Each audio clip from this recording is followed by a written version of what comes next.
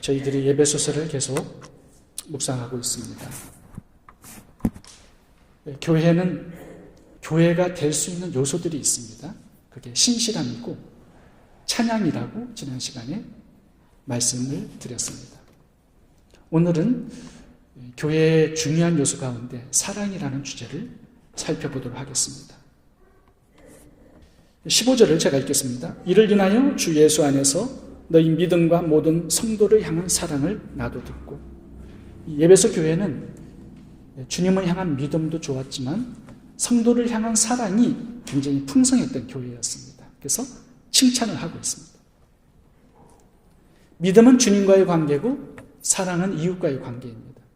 근데 이것이 하나입니다. 떨어져서 분리되어 있는 주제가 아니라 믿음과 사랑은 하나입니다.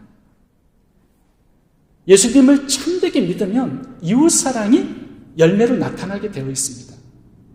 그러니까 이웃사랑을 보면 그 사람이 주님을 참되게 믿는지 안 믿는지를 확인할 수가 있게 되는 것입니다. 그래서 사랑과 믿음은 양면의 동전처럼 하나로 묶여 있습니다. 나무를 심었습니다. 사과나무를 심으면 사과 열매가 열립니다.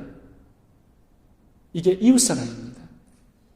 우리를 예수 그리스도 안에 심어놓으면 우리 속에서 열매가 맺힙니다. 믿음이라는 뿌리를 통해서 힘을 공급받아서 열매가 맺히는데 그게 이웃사랑이라는 열매입니다. 열매와 나무 뿌리는 다르지만 하나로 연결되어 있습니다. 그래서 하나님을 사랑한다. 그것은 하나님께서 사랑하시는 사람들에게 관심을 가지고 그 사람들을 사랑하는 것입니다. 야고보서 2장을 보시면 거짓된 믿음이 나옵니다. 가짜 믿음이죠. 교회는 나오는데 성도인데 믿음이 가짜인 사람들이 있다는 것입니다. 어떤 사람인가요? 이웃사랑이 없어요. 여기에 귀신 같은 믿음이 나오는 겁니다. 하나님을 잘 알아요. 귀신들은 체험적으로 압니다. 하나님과 같이 있었기 때문에 두려워 떨어요. 감정도 있습니다. 지식도 풍성하고 체험도 풍성하고 두려워 떠는 감정도 있지만 하나 못하는 게 있습니다. 사랑을 못해요. 그래서 귀신들이 가진 하나님을 향한 믿음은 가짜 믿음이다 라고 말하는 것입니다. 야고보서 2장에 보시면 이런 얘기가 있습니다.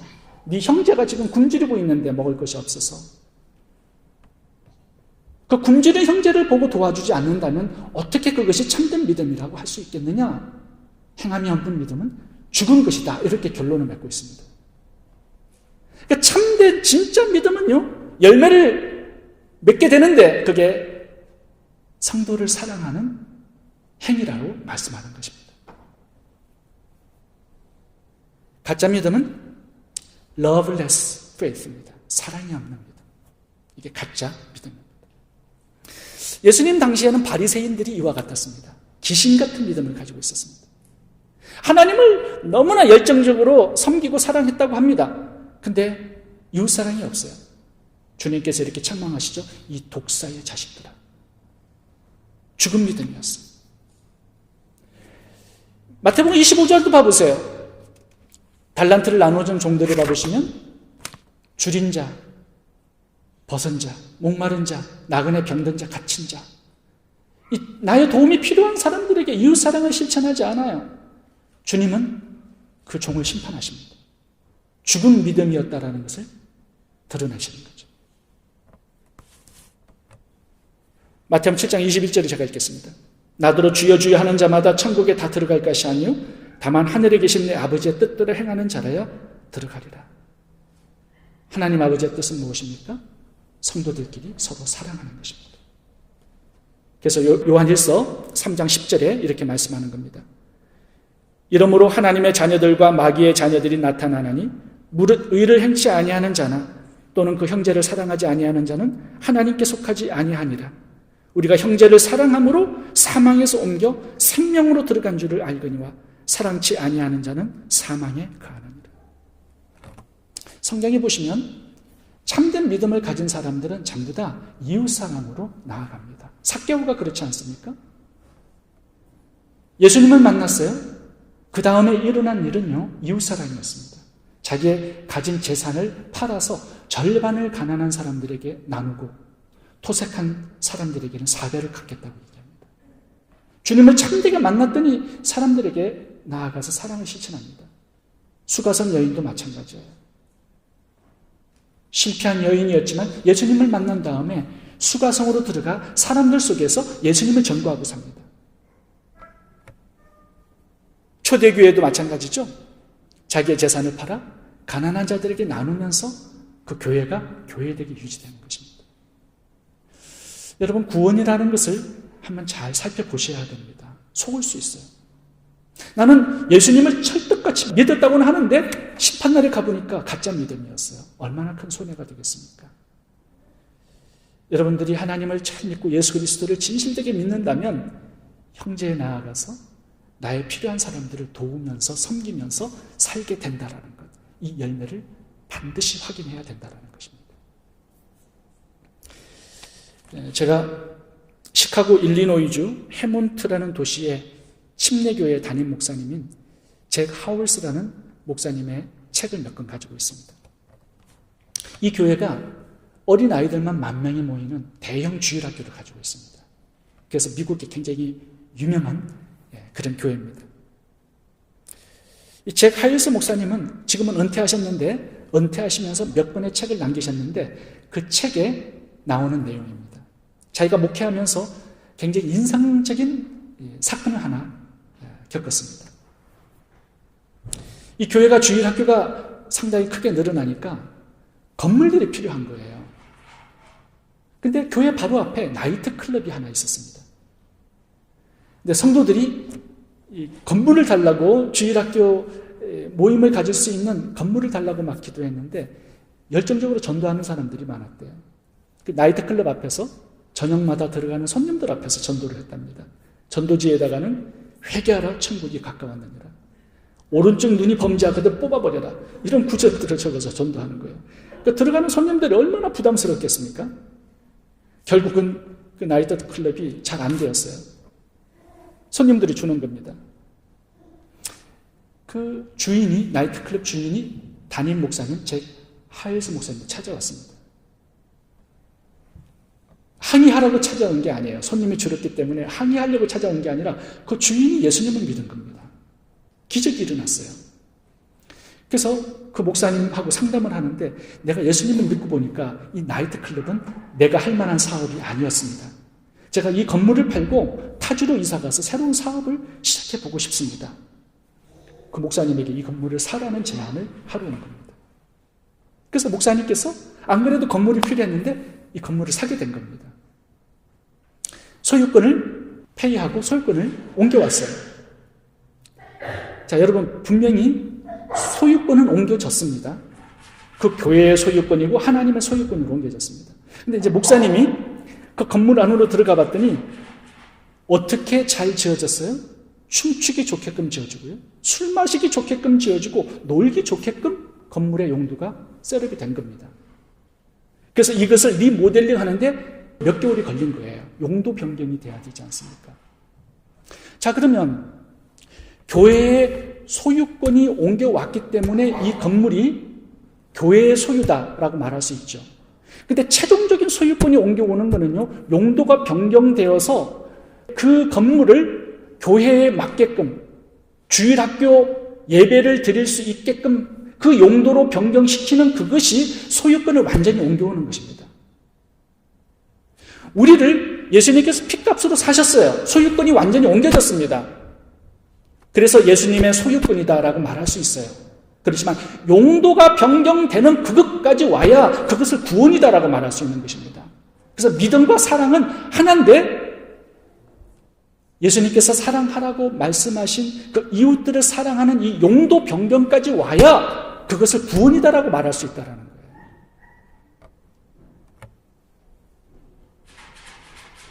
우리가 예전에 우리 마음대로 살았습니다. 예수님을 믿어서 소유권이 이전되었습니다. 여전히 내 마음대로 산다면 용도 변경이 아직 되지 않은 겁니다. 주님께서 쓰실 만큼 유익한 그런 용도 변경이 내 삶 속에서 이루어져야 돼요. 그것이 이웃사랑이라는 것입니다. 소주병의 유리가 성전의 스테인글라스가 되는 것, 이게 소유권이 완전히 옮겨지는 겁니다.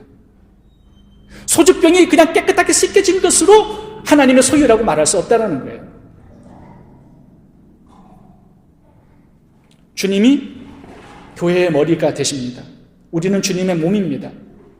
이 몸이 주님께서 원하시는 목적대로 용도가 변경되어 쓰임 받을 때 그것이 주님의 소유다라고 말할 수 있다는 거예요. 주님이 교회의 머리라고 오늘 본문에 나와 있습니다. 우리는 그분의 몸이에요. 그분은 우리의 머리예요. 머리가 명령합니다. 사랑하라. 몸이 그대로 움직입니다. 여러분, 주님께서 우리를 통하여 세상을 통치하시기를 원하십니다. 무엇을 그 기준으로 하시는 거예요? 우리가 사랑한다라는 거는요, 주님의 통치가 우리 안에 시작이 되고 이제 세상 속으로 예수 그리스도의 통치가 물밀듯 뻗어나가게 되는 거예요. 그 통로로 우리가 쓰임을 받는 겁니다. 이게 용도 변경이에요. 우리의 영혼도 구원받아야 되지만 우리의 삶도 구원을 받아야 합니다. 우리의 행동, 삶의 의미와 목적, 가치까지 구원의 대상이 되는 겁니다. 영혼만 구원이 아니라 삶 전체가 구원받기를 바랍니다. 영혼육이 다 구원받는 놀라운 은혜가 임하기를 바랍니다. 두 번째 주제를 살펴보겠습니다. 그렇다면 어떻게 사랑을 할 수 있을까요? 우리에게는 사랑할 수 있는 힘이 없어요. 사랑할 수 있는 비결은 뭘까요? 오늘 그 점을 오늘 본문에서 사도 바울이 설명해 놓고 있습니다. 오늘 본문에는 사도 바울의 기도문이 나옵니다. 17절, 아버지 하나님을 알게 해주소서. 18절, 부르심의 목적과 성도가 가진 기업의 영광과 풍성함을 알게 해 주옵소서. 세 번째, 성도가 가진 능력이 얼마나 큰지를 알게 해 주옵소서. 이렇게 계속 기도하고 있습니다. 우리가 지난 주에 살펴보았던 것은 구원이라는 게, 우리가 예수님을 믿게 되면은 하나님께서 창세전에 우리를 아들로 선택하심이 우리에게 이루어지는 겁니다. 우리의 몸값을 예수님의 피값으로 대신 치르고 우리를 사신 겁니다. 성령이 들어오셔서 우리를 불도장을 찍어서 하나님의 소유로 인치셨습니다. 예수를 믿을 때 일어나는 축복이, 능력이 이런 것입니다. 근데 사도 바울이 기도해요. 하나님, 성도들이 이것을 깨닫게 해달라고 기도합니다. 여러분, 이 깨닫기가 쉽지 않은 거예요. 우리가 지식적으로 알지만 사도 바울은 기도합니다. 깨닫지를 못하고 있기 때문에 하나님 깨닫게 해주세요. 성도들의 신분이, 위치가, 정체성이 무엇인지를 깨닫게 하시고, 예수 믿은 다음에 변화된 신분 속에 하나님께서 주신 풍성함의 축복, 그 능력이 무엇인지를 깨닫게 해달라고 기도하고 있습니다. 왜 그럴까요? 왜 이렇게 기도하는 것일까요? 여러분, 우리가 우리의 신분을 알아야 신분에 걸맞는 삶과 행동이 나옵니다. 이게 중요한 거예요. 우리의 위치가 어디인가를 알 때 그 위치에 걸맞는 삶이 나오는 겁니다. 그래서 지금 사도 바울은 에베소서 1, 2, 3, 4장에 걸쳐서 계속 예수 그리스도 안에 있는 우리의 신분, 우리의 위치, 우리의 정체성, 그 다음에 우리가 받은 축복, 그 능력의 풍성함이 무엇인지를 지속적으로 설명하고 있고 기도합니다. 하나님, 성도들이 이것을 깨닫게 해달라고. 왜요? 이걸 깨달아야지만 그 신분에 걸맞는 삶과 행동이 나오기 때문에 그런 겁니다. 여러분, 이것은 사도 바울이 서신서에 다 이런 구조로 성경을 기록해 놓았습니다. 갈라디아서도 보면요, 1, 2, 3, 4장은요 성도가 누군지, 신분과 위치가 무엇인지를 정확하게 자세하게 기록해 놔요. 그 다음에 5, 6장을 가보시면 어떻게 살아가야 되는지를 그걸 다 적어 놓습니다. 골로새서도 마찬가지야. 1, 2장은 성도가 누구인지, 3, 4장은 어떻게 살아야 되는지, 로마서도 1장에서 11장까지는 성도가 누군지, 12장부터는 그러므로 하나님께서 기뻐 받으실 만한 거룩한 산제사를 드리라, 이렇게 삶을 다루고 있어요. 모든 서신서들이 신약에 이런 구조로 배치되어 있습니다. 왜냐하면 우리가 누군지를 알아야 걸맞는 삶을 살 수가 있기 때문에 그런 거예요. 여러분, 내가 경찰인지를 알아야 경찰답게 살아갈 수 있지 않겠습니까? 내가 군인인지를 알아야 군인답게 훈련받고 행동하고 살고 싸우고 살아갈 수 있지 않겠습니까? 내가 의사인지 알아야 환자들을 돌보고 섬길 수 있지 않겠습니까? 내가 누군지를 모르면 거기에 걸맞는 삶과 행동이 나올 수 없다는 것입니다. 그래서 사도 바울이 지금 우리의 신분과 위치와 정체성이 누구인지를 지속적으로 알려주고자 하는 것이에요. 이걸 깨달아야 한다는 것입니다. 여러분, 우리가 눈에 보이지는 않아요. 하나님의 자녀가 되었습니다. 그리스도의 신부가 되었어요. 성령이 우리 속에 내주하셔서 우리를 하나님의 기업으로 인치시고 보종을 삼으셨습니다. 이거 보이지 않아요. 그리고 그 신분에 걸맞는 축복의 풍성함을 주셨다고 말씀합니다. 오늘 본문에 봐보시면 그 풍성함이 어떤 것인지를 설명해 놓고 있어요. 7절 보겠습니다. 우리가 그리스도 안에서 그의 은혜의 풍성함을 따라 그의 피로 말미암아 구속 제사함을 받았으니 18절 성도 안에서 그 기업의 영광의 풍성이 무엇이며 19절 믿는 우리에게 베푸신 능력의 지극히 크심이 어떤 것을 너희로 알게 하시기를 구하노라. 23절 교회는 그의 몸이니 만물 위에 만물을 충만케 하시는 자의 충만이라. 에베소서 2장 4절도 보시면 긍휼의 풍성하신 하나님이 우리를 사랑하셔. 2장 7절도 보시면 그 은혜의 지극히 풍성함을 오는 세대에 나타내시려고 우리에게 풍성한 은혜, 긍휼, 축복, 능력을 주셨다. 이렇게 기록하고 있습니다. 에베소서 보시면요, 풍성이라는 단어가 굉장히 많이 나옵니다. 우리에게 주셨다라는 거예요. 이미 과거 완료형입니다. 이런 신분, 이런 위치, 이런 축복, 이런 능력을 받은 우리들입니다. 그럼 어떻게 살아야 되겠습니까? 그걸 이웃에게 나누고 이웃에게 축복의 근원과 통로로 살아야 한다라는 결론을 내리고 있는 것입니다. 받은 게 없다면 줄 수 없어요. 근데 우리가 받은 게 너무 많다라는 겁니다. 우리의 신분이 하나님의 아들이라는 것입니다. 아들답게 사람들을 축복하며 사랑으로 다스리고 통치하고 살라고 말씀하는 겁니다. 제가 예를 하나 들어보겠습니다. 어떤 분이 미국에서 복권에 당첨이 되셨는데 200 밀리언을 받게 되었습니다. 그거보다 더 큰 잭팟도 있죠. 근데 세금이 한 50% 정도 된답니다. 근데 받은 금액이 100 밀리언이에요. 그러면 1200억입니다. 한국 돈으로. 근데 이분이 1200억을 이제 수령하고 난 다음에 며칠 후에 차 사고가 났어요. 옆에서 들이받았습니다. 근데 옛날 같으면 화가 나야 되는데 화가 안 나더래요, 이상하게. 왜요? 1200억을 가지고 있으니까 이 기쁨이 이 사고에 이걸 이겨버린 거예요. 정복해버린 거예요. 그 사람이 내려서 인슈런스를 가지고 와서 보상해 주겠다고 하는데 그분이 괜찮다고 그냥 가라고 얘기를 했대요. 왜 그렇죠?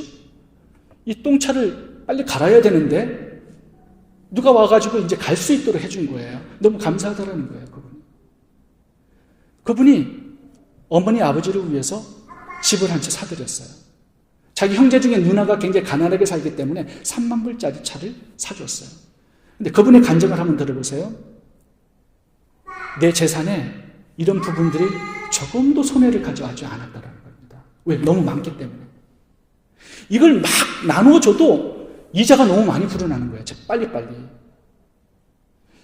없어져도 나누어줘도 꾸어주고 베풀어도요. 조금도 자기의 재산에 조금도 부족함이 없다라고 말씀을 하셨어요. 우리 성도들이 가진 게 1200억 정도밖에 안 되겠습니까? 하나님의 아들, 그리스도의 신부, 성령께서 내 속에 들어오셨어요. 핏값 주고 우리를 사셨다면 그 이상의 가치입니다.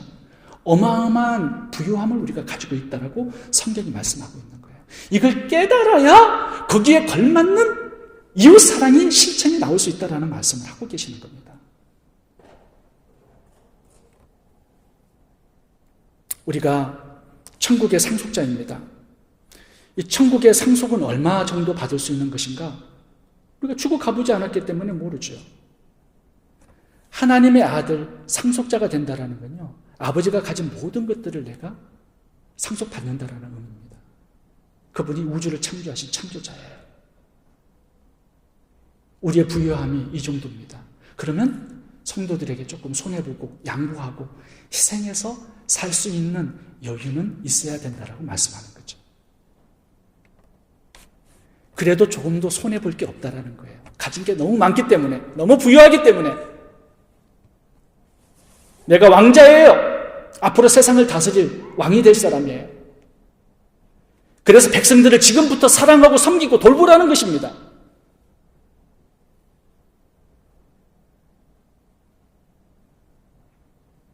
사랑이 만왕의 왕 하나님 아버지의 통치의 방법이기 때문에 우리 자녀들도 그 통치의 방법을 배워야 한다는 겁니다.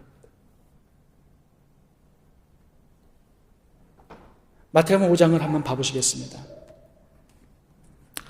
제가 성경을 읽는 가운데 이 마태복음 5장이 저에게는 굉장히 큰 깨달음이었습니다. 여러분들도 이 부분을 좀 같이 깨달았으면 좋겠어요. 제가 읽어보겠습니다. 또 너를 송사하여 속옷을 가지고자 하는 자에게 겉옷까지도 가지게 하며 또 누구든지 너로 억지로 오리를 가게 하거든 그 사람과 심리를 동행하고 내게 구하는 자에게 주며 내게 꾸고자 하는 자에게 거절하지 말라. 또 내 이웃을 사랑하고 내 원수를 미워하라 하였다는 것을 너희가 들었으나 나는 너희에게 이르노니 너희 원수를 사랑하며 너희를 핍박하는 자를 위하여 기도하라. 이같이 한즉 하늘에 계신 너희 아버지의 아들이 되리니. 5장 48절 결론도 똑같은 부분입니다. 그러므로 하늘에 계신 너희 아버지의 온전하신 것 같이 너희도 온전하라.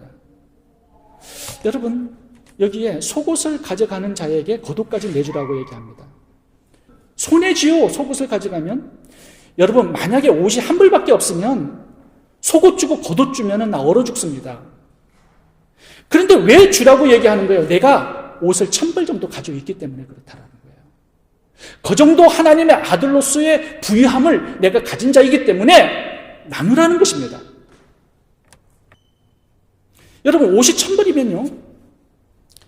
누가 와가지고 하나 가져가면 안 그래도 사이베이션 아미에 도네이션 해야 될 옷인데 남이 가져가 주니까 얼마나 좋아요. 새 옷을 또 입을 수 있어요. 이게 부유한 자의 마음입니다. 넉넉한 마음.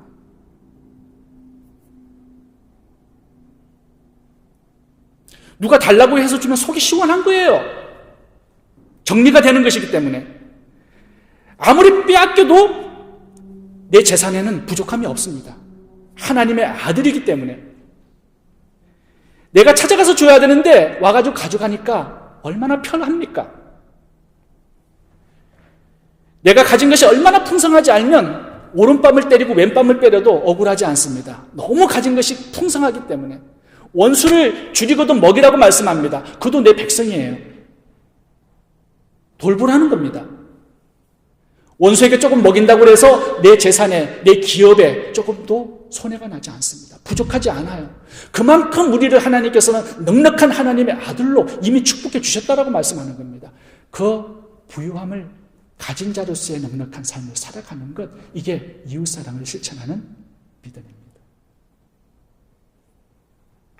여러분, 긍휼과 용서를 베푸는 것도 마찬가지예요. 우리에게 하나님께서 베풀어 주신 용서와 긍휼이 너무나 많은 겁니다. 그래서 나누는 거예요.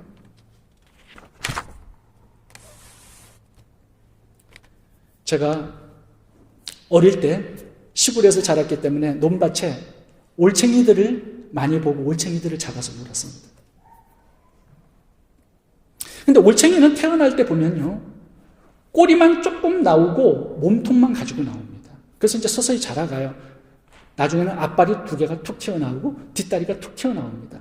그러니까 자라가면서 눈도 나오고 또 스킨도 입혀져요. 참 신기했습니다. 이렇게 자라나면서 모든 것들이 형성이 되니까. 근데 성도는요, 예수를 믿을 때 이미 하나님의 아들의 자녀가 되는 겁니다.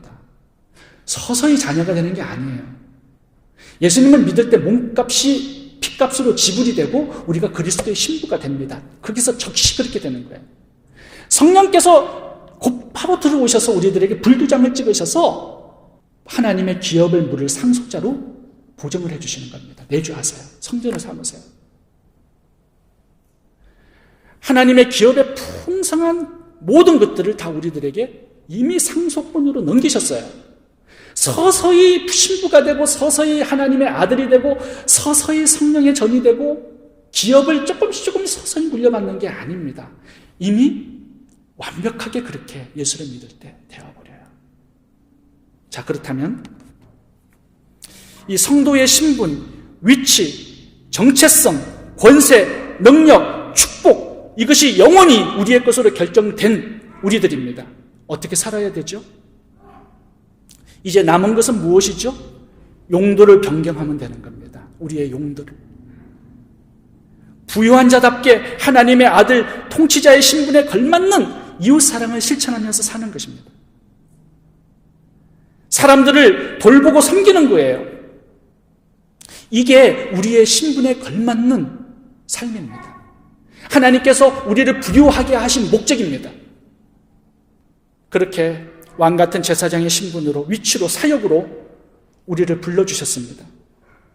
그렇게 하나님의 아들로 그 신분에 걸맞게 이웃들을 사랑하고 섬기고 살아갈 수 있기를 바랍니다. 이 이웃사랑을 실천하는 비결은요, 우리가 누군지를 알아야 돼요. 하나님의 아들, 그리스도의 신부, 성령의 자녀입니다. 그래서 사도 바울은 기도하는 겁니다. 이것을 깨닫게 해주소서. 하늘의 풍성한 기업을 우리들에게 이미 상속해 주셨습니다. 하늘의 신령한 능력들을 우리들에게 부어주셨습니다. 사랑할 수 있는 힘을, 자원을 이미 주셨다라는 것입니다. 여러분, 우리는 완벽하게 그리스도의 신부로 아들로 태어났습니다.